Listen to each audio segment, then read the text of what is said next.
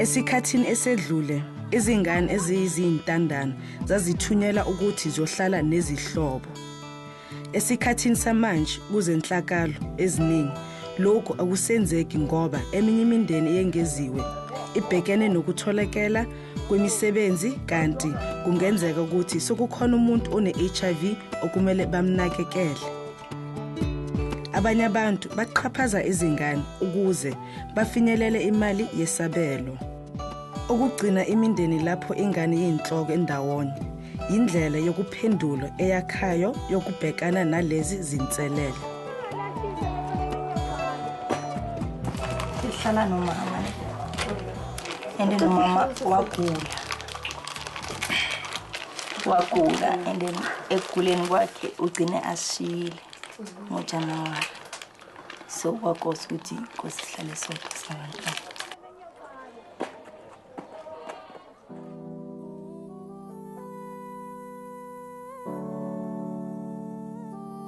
Sizanani means we help each other.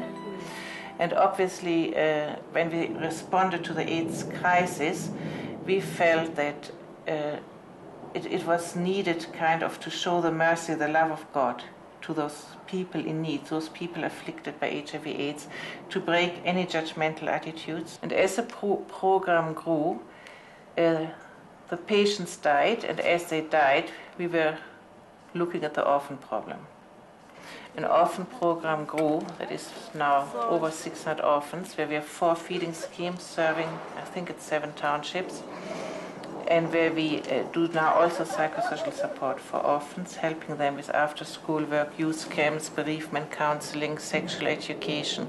Sizanani isize ngokuthi lesikhathi umama agula uye wathatha i-treatment khona ne, then bamnika amaphilisi and then ukuthi vele bekungekho umuntu osebenzayo basideliver ama-food parcel and then basinceda nje intweni eziningi ne-school uniform yabantwana nangaba Christmas babathengele ukudla babathengele impahla zama-Christmas and then after mama seyahambile basibhalisela i-grant siholelwa umunye umama and then usithengela ukudla yabona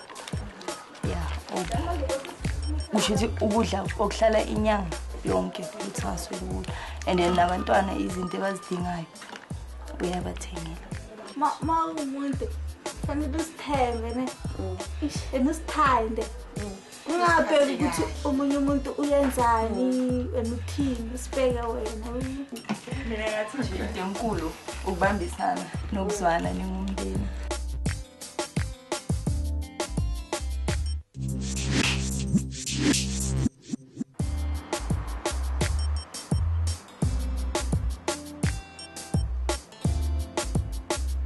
I'm Zeni Thumbadoo. I'm the Deputy Director of the NACCW, which is a National Association for Child and Youth Care Workers. And I take responsibility for managing the project called Isibindi, Creating Circles of Care. KwaZulu-Natal has the highest number of children who are orphaned by HIV and AIDS, and the largest number of orphans who are living in poverty in South Africa. I think it's a critical response to child-headed households and vulnerable families in communities. I think the children are not protected. Their rights are violated and are not actually protected. And so this project provides an opportunity for trained child and youth care workers in the community to assist families cope with the difficult circumstances that they are in. Ngisebenzela Isibindi project. Mina I'm involved family as a project manager and nginika i-child and youth care worker i-support.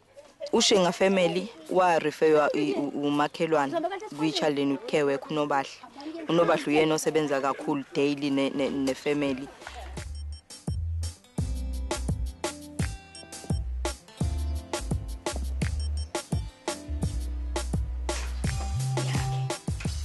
Ubethina shinga la ekhaya ukhulu wabo labantwana.